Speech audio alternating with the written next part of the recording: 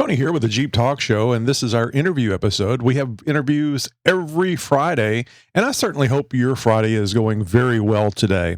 So today we're going to have a great interview, so just stand by, and we'll get it going here in just a second. From around the world, or from your city, and sometimes just down the street. Howdy, neighbor. It's the Jeep Talk Show interview. All right, boys and girls, we're here for another Jeep Talk Show interview. We're going to be talking with David. David has always been interested in Jeeps while in college, and in the late 1990s, he was able to buy his first Jeep, and listen to this, guys, a 1990 Jeep Cherokee. He started learning and exploring with that. After that, was totaled in an accident. We're going to talk about that, David. He then bought a 1984 CJ7, and his life changed forever. David was born with a very rare peripheral neuropathy. Say that for me. Neuropathy. Peripheral neuropathy. You've been saying it for a long time, so I'll just go with you. I can't pronunciate anything, so there you go. Which has affected his ability to be able to get around, so his disability has progressed over the years. His Jeep has literally become his replacement for his legs, allowing him to be able to get out and explore the areas of the world that he would otherwise be inaccessible to him. David has been deeply ingrained in the Jeep community for almost 30 years. He lived in Moab for 14 years. Oh, you poor bastard. Where he was one of the organizers and planners for Easter Jeep Safari. He also was the land use officer for Red Rock four-wheelers for 13 years and helped to preserve and protect the trails around Moab. He now lives literally right next door to Sand Hollow in Hurricane, Utah. David's passion and love for the Jeeps is truly remarkable. He currently owns 8 older Jeeps or Willys, or Willis. Is it Willys or Willis? I say Willys. It's debatable, but I say Willys. I tell everybody if you're trying to remember, just say what you talking about, Willis. So at least one from every decade from the 1940s through the 1990s. He is passionate about the older stuff. He's also a collector of Jeep memorabilia and currently has the world's most complete Jeep grill collection. If you're watching on YouTube, you can see some of those right behind him right now. He has a grill from every model of Jeep made from 1941 to 2021, 65 grills total. He also has a tailgate collection with tailgates from 18 different models of Jeeps. All of this stuff is hanging in the garage, which he is turning into a Jeep museum. So you must have a Comanche tailgate in there somewhere, right? Yeah, those are cool. Yeah. So I was telling you about Chuck and how he has a CJ7 that he's made into a desk for his office, and I give him shit every time I see it because that's taken the life away from. I mean, it's not like a tailgate or a grill; it's like the whole front end of a Jeep. So, what do you think about like these trophies that you put up on the wall, where the Jeep could be living its life out on the trail? You know, to me, I've had people kind of give me a hard time of, oh, you should take that off the wall and put it on a vehicle, but there's more grills out there than there are complete vehicles. There just are. And I figure, what I've got here with all of these is literally, it's the history of Jeep. It's what they've done. I mean, there's no vehicles that has the iconic front end like the Jeep does. You can go to anywhere in the world and almost everybody's going to recognize that traditional 7-slot Jeep grill. So what I'm doing is trying to preserve those history. And you see a lot of these grills up here, they're beat up, they're dinged up, they've got rust or they're bent. And I had somebody say, well, are you going to go through and restore them? No, I'm not, because they're going through and they're preserving the history of what that vehicle went through. Yeah, it's part of the story. It's part of the story of the part. Exactly. And in a lot of these, especially for my really rare pieces, I intentionally wanted the grills that were beat up because then they couldn't go back on a vehicle. So then I don't feel bad about taking them from a really rare vehicle. Okay. So you do feel bad about putting these things up off of Jeeps. Yeah, exactly. Just trying to preserve that history. Well, that's cool, and of course they're yours. You should do whatever you want to with it. But the Jeep community, they're going to give you a hard time about something. They got to find out where your sensitivities are. Yeah, that's what we use Jeep pursue. If we don't razz you, we don't like you. That's right. So the 1990 Jeep Cherokee. Now I have a 1998 Cherokee. Was my first Jeep. We got it brand new in '97, and actually I drove it as my daily driver for a good 23 years, I believe, before I got a 2021 Gladiator. But the Cherokee is still there. And anytime I took the Cherokee to an event or something where people would walk by and look at it, so many people would say, "Oh, this was my first Jeep. I had one just like this." And then I said, "Well, what happened to it?" I sold it. I said, "You should never have sold it." He go, I know, I should never have sold it." But you didn't sell yours, or maybe you did. Maybe it was a part out or a haul to the junkyard. So in your intro, it says that it was totaled. Tell me what happened. Yeah, so I was actually driving, getting ready to go to a work Christmas party, and I was driving down the road going, 50 miles an hour, and a lady pulled out in front of me. Oh no! I T-boned her and totaled my vehicle, totaled her vehicle, everything. And I just put a brand new lift on it. I was so excited because I got my first set of off-road tires.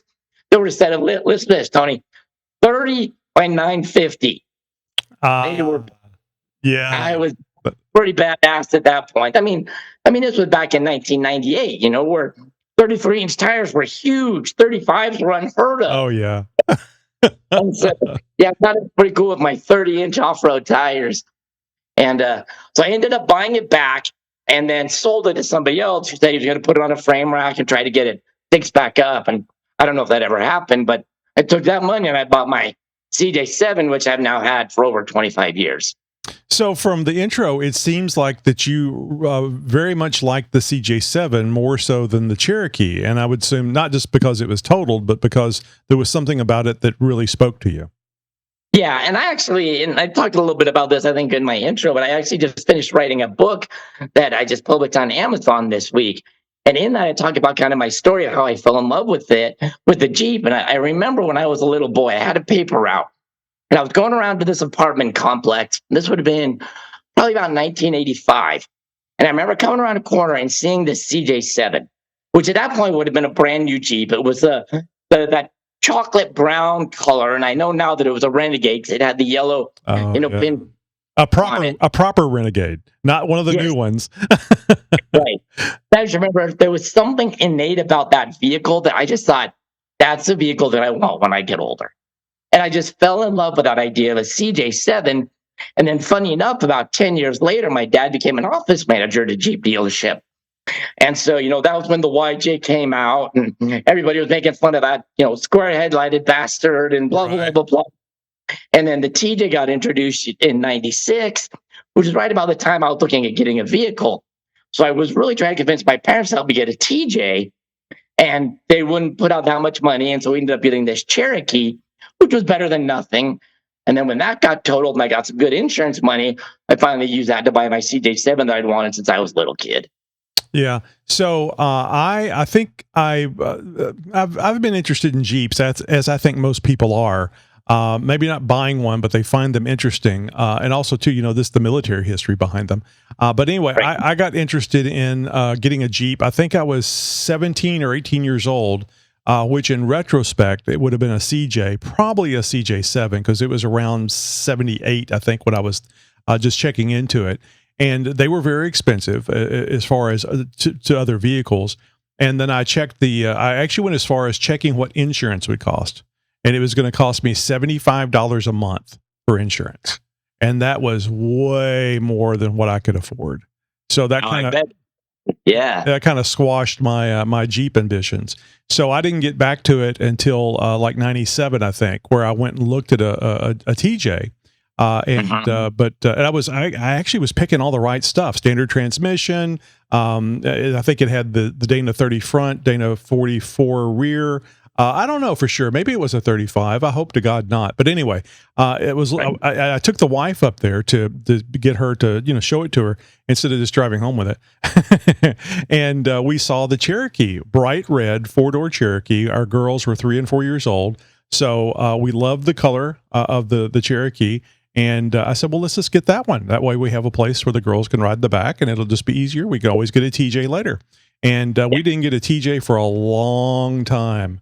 And then we finally got one, and that's what my wife drives, is a TJ. So, the TJs were really, really cool. And I learned after that about the YJs and the CJs. We have quite a few listeners that are big into the CJs and have a collection, not as big as yours, but a collection of Jeeps. And I mentioned Chuck earlier. He's very much the older Jeep character on our show.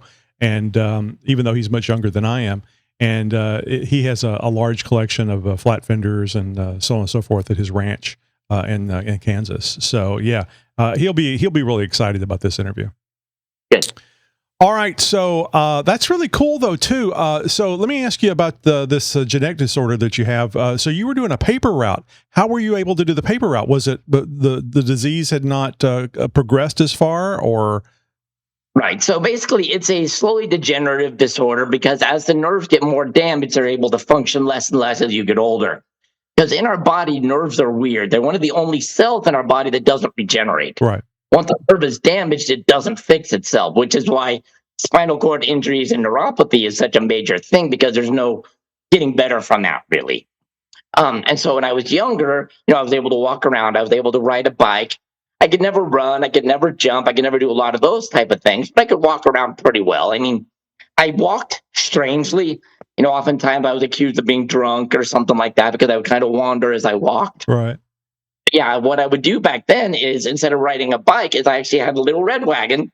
So I would pack up all my newspapers. I put them in my little red wagon, and then I would drag the wagon around behind me, and I would throw the papers up onto the steps for where, going into the apartments. So that's why I did that for about a year and a half.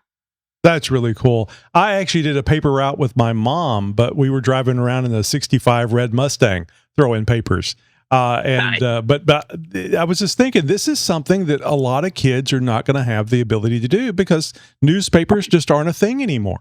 I mean, that's America, USA, where a kid on a paper route with his bike or little red wagon or whatever. So it was, I think that's really cool that you had that ability to get out there and do that and have a memory of it. And I know all the memories weren't great, but still it's cool. It was an accomplishment. So that's really, it was cool. I think for our generation is everybody had a paper route. It was just kind of what you did as a kid. Yeah. And you're right. Kids these days would have no idea what that even means. Yeah. Paper route. And I did that with my mom. And then of course I did mowed lawns for buying bicycles or electronic components and stuff. So yeah, I think grass still grows and there's nobody doing that yet, except some of the robots. So that's going to be taken over soon with the AI robots. Yeah. All right, so we talked a little bit about this before we started the interview. Greg Henderson of Unofficial Use Only is working on a vehicle for you. Feel free to tell me everything you told me before. That's the downside about having a conversation before the interview. It was a lot of good information. So let's start with what it is. Talking a little bit. So a few years ago, I was down at the FC Roundup, which is held down in Phoenix, Arizona, by an awesome guy named Jesse Ibarra. And he's a huge FC fanatic, the FC 150, FC 170, the military version, the M676, blah, blah, blah, blah. Anyway, so we went down there. I went down there with one of my friends. And lo and behold, we went to his backyard and I see these 3 vans. I'd never seen anything like it before. And so I started talking to Jesse and he was telling me a little bit about them. And what they are is they're a Jeep fleet van. And they originally were built between 61 and 65 as a postal delivery van. And essentially what the government had done is they came to Willys at that time and they said, hey, we would like you to create this van for us. And so at that time, Jeep or Willys, whatever you want to call them at that time, was currently making the DJ3A. So it was already a 2-wheel drive vehicle for the most part and a right-hand drive vehicle for the most part. So Willys took that finished chassis with the drivetrain motor, everything, and sent it to a company called the Highway Corporation. They're somewhere in Pennsylvania, I don't remember where. And they basically took a van body and dropped it on top of this DJ3A chassis. And so it's got the exact same components as mostly early CJs. Got an 80-inch wheelbase. The track width is about 5 feet wide. Just these little itty-bitty boxes. And then the original, what they called the FJ3, is what they were called, because like the DJ3, these were the FJ3. They were right-hand drive, and you stood up to drive them. So they were a really unique vehicle because you stood up to drive them. You had a steering wheel almost like a bus because the windshield is right here. It's a forward control. The motor would be sitting right next to you. And then the gas pedal, you went up and down with your left foot while you're standing there. And then on the right-hand side, you also had like a little spoon that came out. And you just kind of turn your foot it sideways to give it gas. And then the postman would just step out, put the mail in the box, and away he would go. And so they made about 11,000 of these between 61 and 65. And like it's so often the contract with the government is they say, okay, when the service life of these vehicles is done, they have to be destroyed. You know, like with the Humvee, like some of the other military vehicles, that was a concept for a long time. Well, especially these, because not only were they right-hand drive, but you also stood up to drive them. And so the 11,000 that were made for the post office, it would surprise me if there were a couple hundred left. Mm-hmm. And of those couple hundred, I'd be surprised if there were more than 20 or 30 of them even on the road today.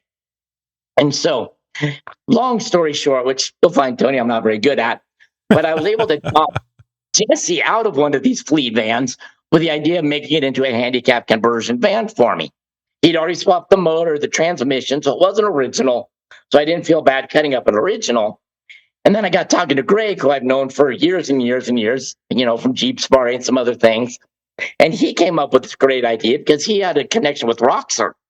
And we were looking at maybe putting in, you know, a Cummins 2.8, but just a Cummins 2.8 motor was almost $8,000.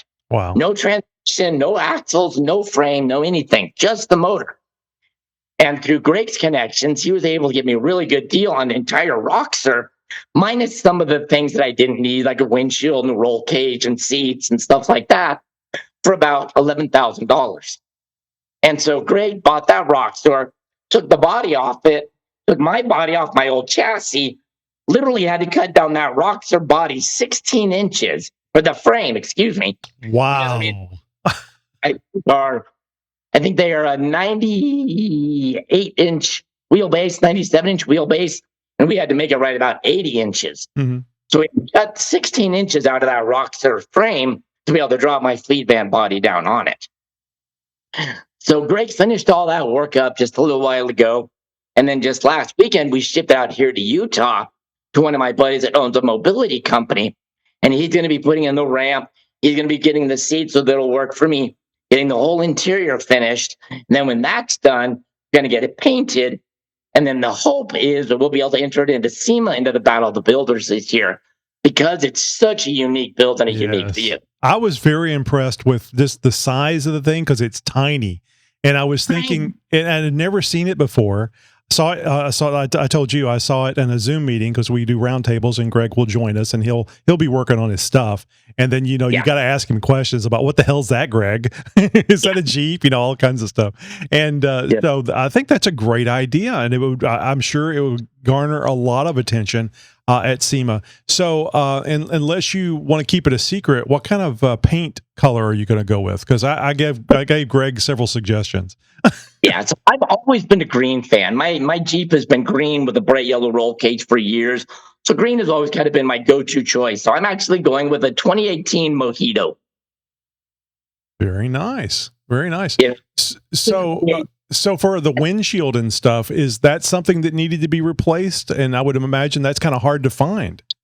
It's got a couple of the side windows on it, but a lot of the rest of the glass is going to have to be replaced. Yeah, I would think that it would not actually get foggy, but not be pristine, clear looking. And obviously, if you're going to be standing there, and you're going to be standing in it, driving it, right?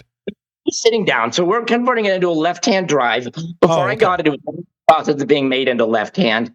We looked at the possibility of keeping it right-hand drive to keep that history of the original van being right-hand drive, because Roxor makes a right-hand drive version.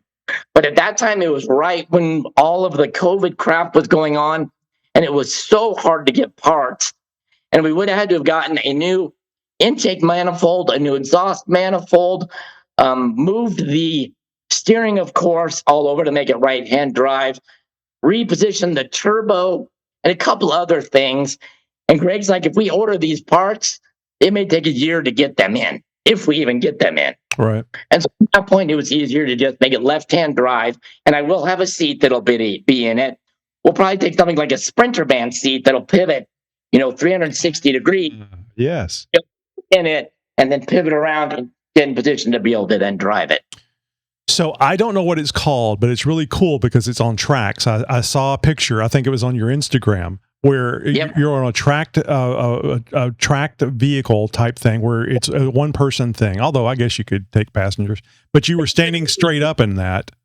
Uh-huh. Is that something? Is that something that you would use for getting in this van, or are you like standard wheelchair type thing? So either one. So I've got a scooter that I use on my day-to-day, transportation because that works better for me. So I can either drive my scooter up into the back, or hopefully you'll be able to make it so I can drive my track chair up into the back. Either one. Yeah, that track chair, that's got to be handy for off road stuff. Do you get a little concerned about off camber? It's like the rest of us do. Not bad because it's got these big, huge car batteries in it, and so the weight is all down. Yeah. And so it works pretty good, and it'll go just about up anything. I mean, I've even taken it up a couple of stairs at like some of the national parks and stuff, and it really does pretty good. Oh, I'm It's fun. jealous. I was walking around at EJS going to look at dinosaur bones, and I was not. I'm sitting down most of all the time, so I was not sure-footed walking down those trails and in the sand and the shelves the rock shelves. And Yep. yeah, I'm a little jealous. I need one of those track vehicles. It's really cool. Yeah, it's made by a company called Action Track Chair, and they're actually out of Minnesota. And a few years ago, I'm sure you're familiar with the name Randy Rod. He does Jimmy's 4x4 out in Cortez. He's done some work for me on my vehicles before, and his wife at the time, Cotton, actually learned about these track chairs, and she's like, these would be perfect for some of the disabled vets that go to like King of the Hammers and can't get around. Yes. The distributor. So I actually bought mine through Cotton. And my ex-wife, who I was married to at the time, she set up a GoFundMe page, and this was right before EJS, and I believe it was 2016. And within about 8 weeks between Jeep Safari and then the GoFundMe page, Jeepers donated over $18,000 for me to be able to buy this track chair. So it was a very humbling experience and very much appreciated. So I'll do a little bit of bragging here, talk about humbling experience. We had 23 Jeep Talk Show team members, listeners come out to join us at EJS this year. And that's a very, very humbling experience to, start a show and have that many people trek out to Utah and just be there with us. I mean, Utah has a bit of a draw by itself, but still. So that is really, really cool. And that's just a great chair. And having letting the veterans get out there off road too must be a wonderful freeing experience. I'm sure that's one of the things that you like about it, because you're out there experiencing things that people with properly functioning bodies don't even do. Right. And it's amazing the liberty that gives you and the independence it gives you to all of a sudden be able to go wherever you want. Because, for those of us that rely on some type of mobility equipment, a wheelchair, a scooter, a walker, whatever, the concept of going down to the beach in sand or to go anywhere off of pavement, it just doesn't exist in our world. We just can't do it. But all of a sudden, when you have something like the track chair, it opens up the world to you again. And allows me, literally, I could go just about anywhere. I've gone down to the beach. I can go up to 8 inches of water. I can go through snow. I can go over rocks. I've been able to go places that I otherwise just would not be able to access. Mm-hmm. And so it's really been life-changing. And one that we had, actually, they enabled me to be able to stand up, which is such a novel concept. You don't think about how much it affects your self-esteem and self-respect when you can look somebody in the eye. Right. Because when you're looking up at everybody, and then all of a sudden you can stand up and be on their level, it's amazing. Well, I've never met a short person I didn't tease. So exactly. No, it is very important to look at people eye to eye. And even if it isn't important to the person that is standing above you, there's always a bit of subservience to that, being lower than everybody else. So no, I think that's a great thing. And I thought about that whenever I first saw these devices that allow you to stand up and move around. Although I was a little concerned about tipping over, because I guess this is my concern. I'm very clumsy. I've been clumsy my entire life. I remember at mom and dad's house, I'd just be standing flat-footed, and all of a sudden, boom, I'd be on the floor, and I'd hear this, "Are you all right?" "Yeah, I just fell down. I'm fine."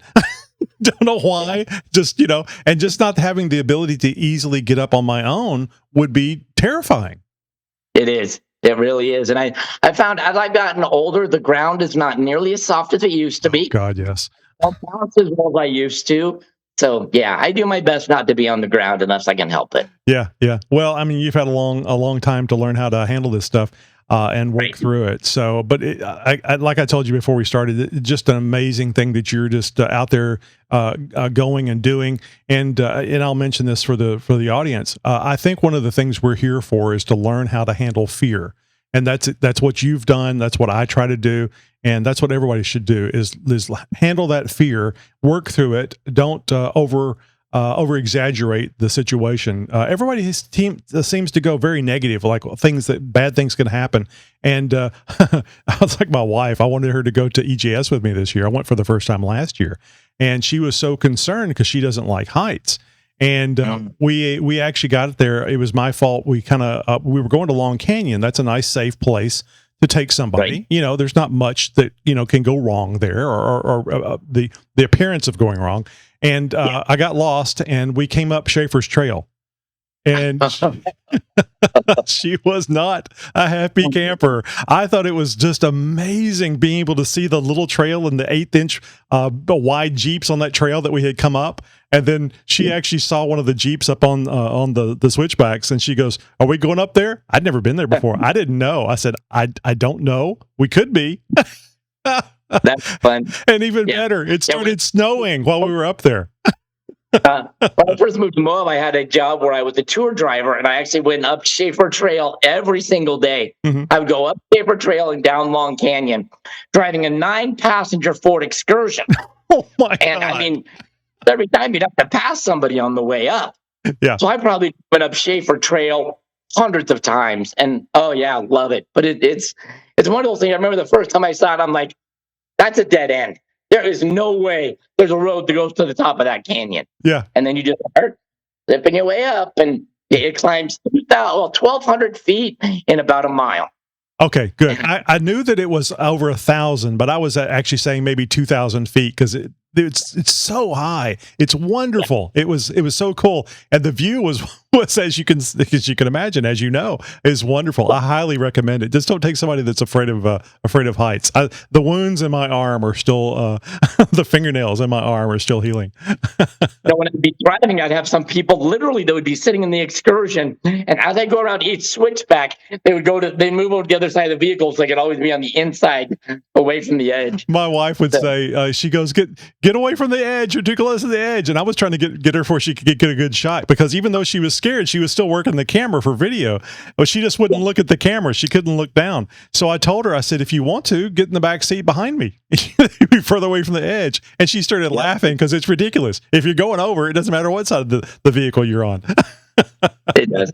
Yep, that's funny. Yeah, so it was interesting. We did make it to Long Canyon, but not on that trip, that outing. And we had just done. I mean, we drove through Potash, and we went around the long way, and we just went and had lunch. And but we got back out there on Friday, I think it was, and took her on that, and went in the right way, at least according to Trails Off Road, where the other entrance, the proper entrance.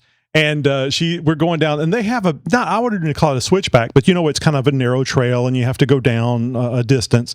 And she said, if we hadn't done that other trail, this would have been scary to me, but now it wasn't scary. So she improved, by doing it. She learned she was going to live. There you go. Yeah, Long Canyon after doing Schaefer, it's no big deal. Oh yeah, no, it's great. And I figured it was a nice stable trail, and I kept telling her, hey, I had no plans on taking you up Schaefer's Trail. But it would have been a long drive if we had turned around and went back, and it all worked out. So it's like that thing that you see on the dashes of on the memes. But did you die? You didn't, and you had an adventure. Yep. And I think, like you said before, I think that's part of what life is. Life is about making memories, and life's about pushing yourself, and life's about big new experiences. And I look for every opportunity that I can do something new, because how do you know whether you like something if you never try it? So I'm always trying to do new things, because I think that's why we're here, to go out and do and to live our lives. Well, going back to the whole fear thing, if you're not challenging yourself and to learn how to deal with fear, but quite often the excitement is that I did that, I succeeded, and I'm still here, and now I can do more. So let me ask you something. Talking about Easter Jeep Safari, I've only been to Easter Jeep Safari twice, and in both occasions, I didn't do anything with the Red Rock four-wheelers. And since you've been a part of that, I'd like to understand better what Red Rock four-wheelers do, because we really can't talk about it here on the show since I have no experience with them. Now, they're the reason for Easter Jeep Safari, is my understanding. Yeah, so Jeep Safari started in 1967 by the Moab Chamber of Commerce. During the late 60s and early 70s is really when kind of the heyday of the uranium mining period was starting to go downhill. And so they were trying to look for ways, the Chamber of Commerce, to try to draw some attention to the area. And so they set up this Easter Jeep Safari thing where it was the first, or the Saturday right before Easter of every year. It was only one day. That's why Big Saturday is Big Saturday, because it was the original day. And then as it went on, a couple years later, they added another day and another day and another day. And by the late 70s and early 80s, it was starting to get pretty big. And they're getting to the point that the BLM was getting more and more involved in things. And so the BLM was going to make them start getting a permit, and they were getting insurance. And that wasn't something the Chamber of Commerce really wanted to continue. And so in 1982, the Red Rock four-wheelers were founded, basically with the idea of them running Easter Jeep Safari. And so from 1982 forward, Easter Jeep Safari was run by the Red Rock four-wheelers, and they took that over. And so it's been an amazing event in terms of what it's been able to accomplish for not only the Jeeping community, but the Jeeping world, but Moab, Southern Utah, rock crawling, the whole thing. And it's an iconic event that I truly believe that everybody needs to go to at least once. I agree. Crazy, it's hectic, it's overpriced. Getting into restaurants, stupid. Finding a hotel is ridiculous. It costs way more than it should. But the experience of being there is something that if you're in the off-road world, it's like the equivalent of Sturgis for motorcycles. It's one of those things you just need to go to at least once. Mm-hmm. I had so much fun last year, and I'll say this again: it was largely due to the Jeep Talk Show folks that were there, because when you experience something, it's always better to experience with friends. And I got to meet several of them, since this is an online type thing. I got to meet several of them that I had never met before.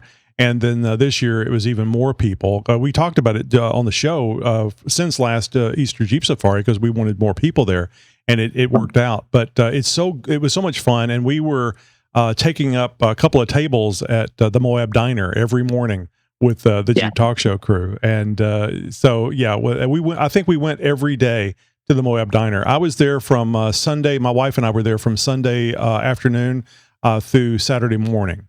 And and you're right. Now, a lot of people I've asked, I'll ask them, "Hey, are you going to Easter Jeep Safari?" No, I'll go to Moab, but I'll go when it's not Easter Jeep Safari because it's too busy. I don't see busy. I don't see that it's busy, and I'm wondering if they're talking about the actual trails that the Red Rock four-wheelers go on.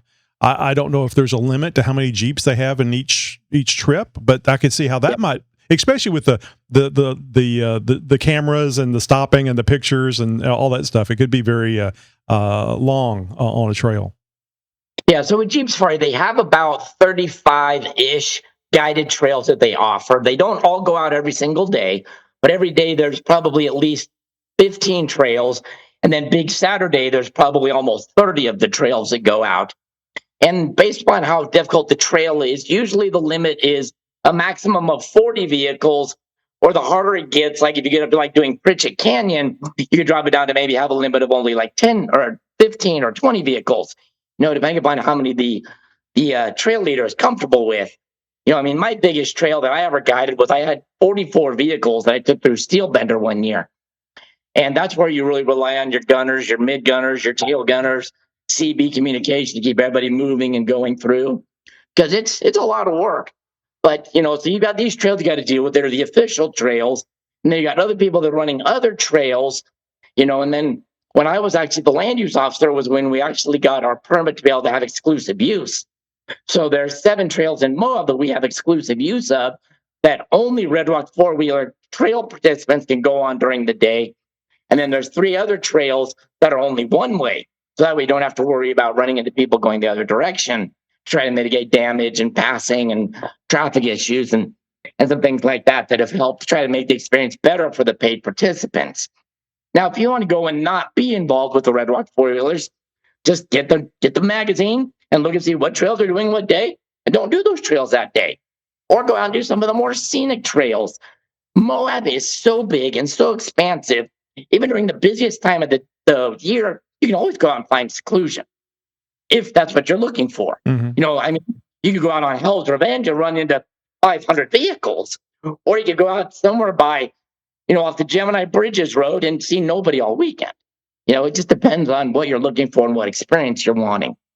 Yeah, and this is the thing a lot of people don't understand, and I didn't understand it last year. I got there, and then somebody had picked a camp for us to go to, and it was 31 miles away from Moab, the city of Moab. And then I was like, really? Because I've been to an off-road park before, and it wasn't 31 miles away to camp someplace. I mean, it was a beautiful camping spot, but this is just all open land that you can go on. Not all of it, but you know what I'm saying. So Right. that's one of the things I had to wrap my head around was it's just so frickin' big.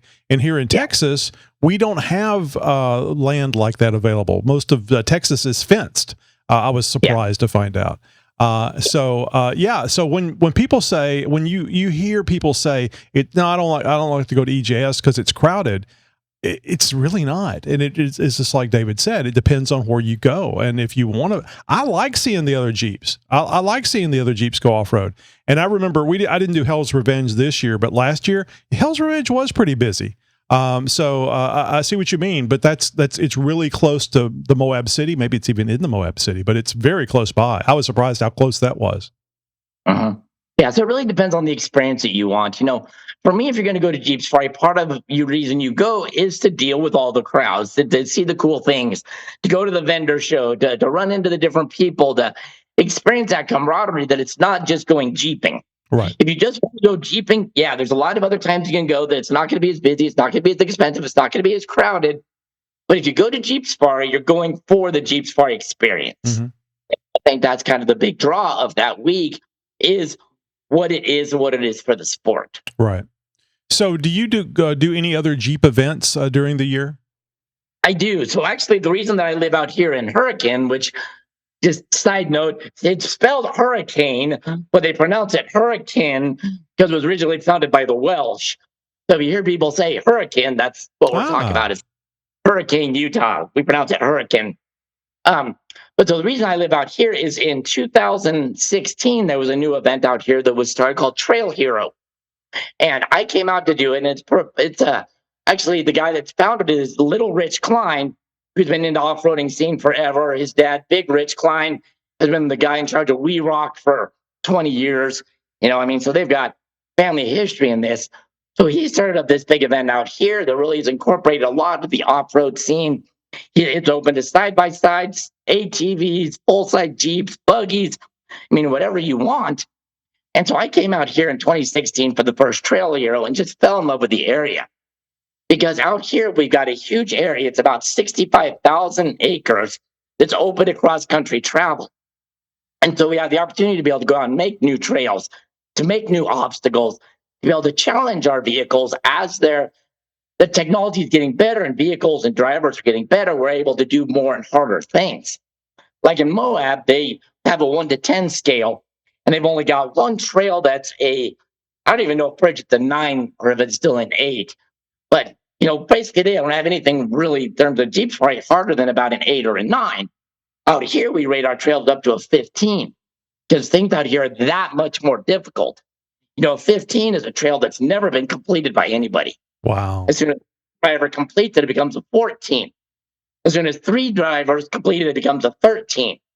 This is stuff that we're talking full-on moon buggy, rear steer buggies are struggling to get up. Just insane obstacles. And so the opportunity you have out here, if you're really into the technical rock crawling, in my opinion, there's nowhere in the world better than Sand Hollow. And that's why I moved. And this would be one of the reasons why you're out there is because you've been doing this for a long time and you need the challenge. Yep. Yeah, I built my Jeep, basically my big CJ, to be able to do anything in Moab. And I've done every single trail in Moab from, rear steer to Upper El Dorado to Britney Spears and all the stuff out in area BFE to Bridget, Behind the Rocks, Golden Spike. My Jeep can do all those pretty much on autopilot. And so I didn't feel like I had a challenge anymore. Right. Coming out here, all of a sudden, it's like, now I need a buggy, because I got this point of it. My Jeep couldn't do what I wanted to do out here. And so a couple of years ago, I bought a buggy. I still drive my green Jeep or my buggy, depending upon, what I'm doing and where I want to go. And it's a whole different world in Sand Hollow. It's Interesting. like Moab is the bunny slopes compared to Sand Hollow. Yeah. I mean, I have not done a lot of wheeling, but when you go wheeling on 80 grit sandpaper, it's it's not super challenging. I mean, some of it's still scary to me from the standpoint I don't want to break my my Gladiator. I don't want to damage it with any body damage or anything. I know. People are screaming at me, but I'll blame it on the wife. Let's say that. But yeah, it's fun. I mean, if I was doing it with somebody else, or I had a purpose-built off-road vehicle, I mean, especially if it was caged and I was strapped in and maybe had a helmet, hell yeah! I mean, my God, that would be a blast. Just balls to the walls. Yeah. So yeah, going fast and dangerous isn't a problem to me, but damaging stuff that I'm still paying for is. All it takes is money, right? Damage their vehicle. So this is really funny. 2 interviews ago was Big Rich Klein. So that's going to be coming out shortly before yours does, actually. And that was interesting. I was talking to Big Rich while he was on his 48-foot boat in Port Aransas, talking to me through a Starlink link. So we had some fun talking about that stuff because I'm a electronic interested person. Yeah. I should be competing with the We Rock event coming up here in Cedar City at the end of April in my buggy. So I'm real excited about that. Yeah. So you can mention Jeep Talk Show to him and he'll go, I know those people. Yeah, I actually did Rich's podcast a few years ago, the one that he does on, Talk with Big Rich. I did that. That was a lot of fun. Mm-hmm. Yeah, he's a good guy. So let me ask you about the Red Rock four-wheeler thing. What is the advantage to doing the Easter Jeep Safari with Red Rock four-wheelers? All right, this might be a time to pause it because I can talk about my real experience with Red Rock, which isn't the most positive and one of the reasons I left Moab, or I can keep it more positive and tell the good things. But I could say some not great things about Red Rock that are factual, but I don't know if you want to go negative or not. No, the only reason why I asked is if there was any charitable stuff or any veteran stuff. I just wanted to throw that out there because I don't like taking away from them and doing the EJS if they're doing things good for people. We don't have to talk about that at all, especially. Let me give you an answer, and you can tell me whether you like it or not. Okay, so let's take a pause so I can edit this part out. So just give me about 5 seconds and go right ahead. So one of the advantages of going out with the organized runs for Easter Jeep Safari is they have what's called the MUD Fund, which is the multiple use defense fund. And the idea is that fund goes to help try to prevent trail closures or, fight any land use battle that needs to be done. And so when you register for Red Rock four-wheelers, a certain percentage of your registration fee goes into that MUD Fund. And it's a great concept, but in my opinion, I think Red Rock four-wheelers could do more with that money. There's a lot of people that are fighting to close down the trails in Moab. We even saw that last year with this new RMP that came out from the BLM. And Red Rock always kind of says, well, we're waiting for the big fight. We're waiting for the big battle. And the thing is, the anti-access crowd isn't going to do a big battle.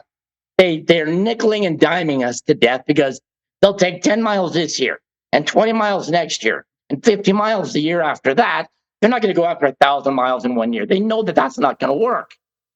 And so the MUD Fund is a great idea, but I think Red Rock isn't spending it the most judicious way they could because they're waiting for a big battle that's never going to happen. Mm-hmm. Last year during the big, huge RMP thing, they gave like $20,000 to tread lightly. I'm sorry, but compared to what the Red Rock four-wheelers have in their MUD Fund, that's nothing. They could have contributed $200,000 if they wanted to and still been just fine. And so it's a good concept, but I wish Red Rock was doing more. And I had this argument with them the entire time that I was a land use officer. We need to be proactive. We need to fight every single inch or we're going to lose it all. Yeah, I agree with you. Yeah, I agree with you. It's silly to wait until it's too late, is basically what it sounds like to me. But I was promised by the BLM director in Moab, we will never close down an Eastern Jeep Safari trail. Now they are. Now there were 3 or 4 trails last year that were closed down in the RMP that have been traditional Eastern Jeep Safari trails. And Red Rock's not standing up and fighting that the way that I think they should. And so that's disappointing to me. Yeah. Well, it's good information to have. And the reason for the question was I wanted to find out what the advantage to them, and there are advantages to going there and using Red Rock four-wheeler. I mean, especially if you're not used to the area, at least they can take you on the trails and help you along with what to do. But you don't have to. You can go on your own, or you can go as a group. Especially if some members of your group are knowledgeable about Moab, you can make use of them. I mean, we used Greg Henderson, who's been to Eastern Jeep Safari many, many times. So Greg was there. It was so funny. You mentioned the uranium thing. The Gone Jeeping group, I was invited to go with the Gone Jeeping group, which included Greg and the other members of Gone Jeeping.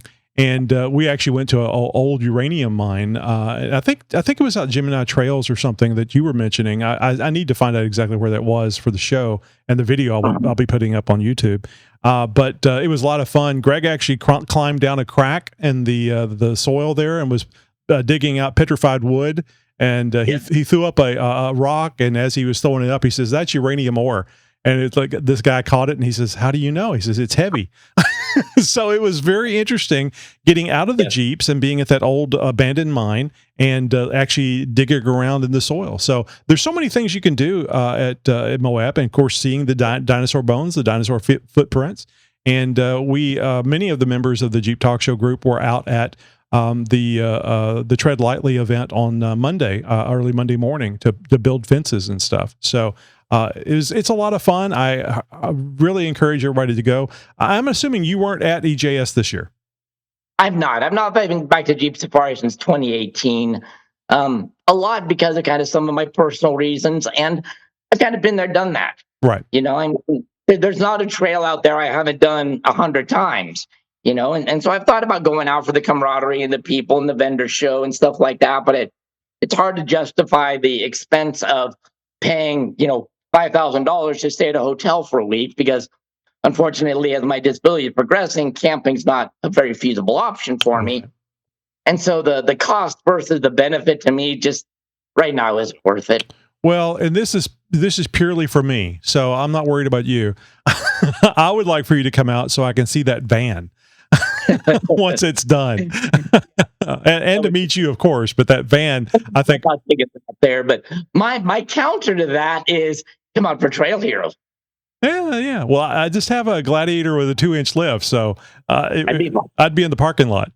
The thing is, out here in Sand Hollow, we've got everything. Like I said, up to a 15 rated trail, but we also have a dozen trails that are between 3 and 6. Oh, good. You could take a Gladiator on. Yeah. We've got great scenic trails out here. We've got a lot of sand. We've got some easier stuff. I mean, you could do it totally in a Gladiator. We have plenty of people come out here in their Gladiator or their Cherokee or their TJ or whatever. So Sand Hollow is not all buggy stuff. Okay. There is all buggy stuff, but it's certainly not all buggy stuff. Well, I guess it's similar to Moab, that it's you can find stuff that's very difficult, but you don't have to go on it, and there's often bypasses. So, very cool. Because out here it's open to cross-country travel, if you've got a gnarly 10-rated obstacle in front of you, more than likely there's a way that you can go around that, and out here you can legally do that because it's open to cross-country travel, and so almost every major obstacle on a lot of the trails will have an easier go-around. Mm-hmm. Very, very cool. Great information. I appreciate you answering the thing about the Red Rock four-wheelers. I did not know the detail on it since the Jeep Talk Show's never used them. For Eastern Jeep Safari, and I'll have to check out more information about Sand Hollow. That sounds like a great place. So you know how the kids love the social media. How can people find you on social media? I don't even think I mentioned your Facebook page, which I think that's a hilarious name, but I'll let you say it. So I've actually consolidated all of my social media, so I'm the same username on everything. I'm by far the most active on Facebook. I have an Instagram page that I cross-post some of my Facebook stuff on. But I'm not real Instagram savvy. I do have a TikTok page I hardly ever use. I do have a YouTube page that I posted a few videos on. But all of them are the Gimpy Jeep Guy. And so Facebook, Instagram, TikTok, YouTube, if you go there and you type in the Gimpy Jeep Guy, all one word, that's me. I got to say, I'm offended at that, the Gimpy Jeep. Right? No, I've got some people No, that I look at think me that's that. like, Yeah, that's that self-deprecation that so many of us love. You know, it's just like, I'm not hiding anything here. Take it or leave it, damn it. and if you know me, I'm not easily offended. You can call me just about anything you want to call me. You're not going to hurt my feelings. It's like, if I can't own it, who can? Oh, You hell, know? if you're a friend with Greg Henderson, you can't be sensitive. Right. I always tell my friends, if we don't make fun of you, we don't like you. Oh, I think that's absolutely. fairly universal Jeep concept. Yeah. Well, it's a guy thing too. Yeah, And right. we pick on women, so it's an equal opportunity offender. David, thank you so much. A really, really interesting conversation. I know that we haven't even scratched the surface because you're a wealth of information. I appreciate you answering my questions and maybe some difficult questions that you answered. And I appreciate you doing that too, because we like learning things here. We like having fun and learning about Jeeps, and now we know about that 11,000 U.S. postal fleet van that they were made and what happened with that. It's just a cool vehicle. I'm really looking forward to seeing that thing done and you driving in it. I still think that having the steering wheel in the middle and you roll in there with that tracked vehicle and you just lock it in place and then press a button and then you're off. I think that would be really cool. But I certainly understand why you're going the direction you're going, and it's going to be like a brand new Jeep too, because it's the Mahindra base. So it sounds like it'll have a lot of longevity to it. And are you planning on driving that a lot, or is that just going to be special occasions? It'll be mostly my daily driver when I get out and do things. I mean, I'm not working full time right now. I just did this book, which is hopefully going to give me a little bit of residual income. But it basically will be my daily driver and get out and be able to have that opportunity. And some people give me a hard time. Oh, you're using stuff from India. It's not real Jeep stuff. Well, what a lot of people don't realize, and you may not even know this, is going back to 1947, Mahindra had a contract with Willys to be able to produce the Willys model internationally. Mm-hmm. And so they've actually got this huge history with Jeep. I mean, they've been basically making Jeep replica vehicles for 70 years. Yep. Oh, That's one of the reasons why I was really surprised that Stellantis did what they did. I think they should have partnered with them. Yeah. Yeah. I think it's just kind of silly. And it's like, there's nobody that's going to be looking at a 60 to 70,000 JL and be like, oh no, I'm not going to buy that. I'm going to go buy a $15,000 Roxor. I mean, they're not even in the same category. Right. But work together, I think it could have been beneficial for both. But well, Jeep could have kicked the ass of the side by sides, because if you can get a $15,000 Jeep as opposed to a $70,000, $80,000 side by side, what are you going to go with? I mean, some people are still going to go with the side by sides. I'm glad you mentioned the book again. So, is the book available, or you're still working on it? Do you have a title? So the book is available on Amazon right now. Currently, you can get it digitally, or I just got approved by paperback copy. Hopefully, my hardback edition will be available this week. It's called "It's a Jeep Thing: The Life and Adventures of a Disabled Jeeper." Yeah. And So if you can either just type in "It's a Jeep Thing" book, or you can type in David Adams or the full name of the book, and it's available right there for purchase for download either through Kindle, or you can get a physical copy of the book. But it is available online right now on Amazon. Very cool. We'll include that link in the show notes for this episode. I have a name for a sequel. It's a Jeep thing. Now it burns when I pee. So true. I don't have any money in my wallet. Yeah, it's a Jeep thing. Mine forever broke. Yeah. All right, David. Thank you very much, and I'm glad you joined us. We'll have to have you on again very, very soon. Thank you. I very much enjoyed it. And if you need anything else, feel free to reach out, hit me up on Facebook or whatever, and we'll talk. If I need a grill, I'll call you. Oh, I don't know. These are pretty special, All right. Have a good day. Hey, big thanks to David Adams for joining us here today. What a really interesting story. And you can tell there's a lot more to the story. You're fortunate because David has written a book. It's called "It's a Jeep Thing: The Life and Adventures of a Disabled Jeeper." So you can go right over to Amazon, or just go to the show notes for this episode, and there'll be a link in the show notes. And don't forget to watch this interview on our YouTube channel. It's really easy to find. Just go to youtube.com and search for Jeep Talk Show. So until next time, we will keep the keep the trail light on. I don't even know what that means. Need to write something down. Anyway, you guys have a great day and be safe out there in your Jeep. Broadcasting since 2010.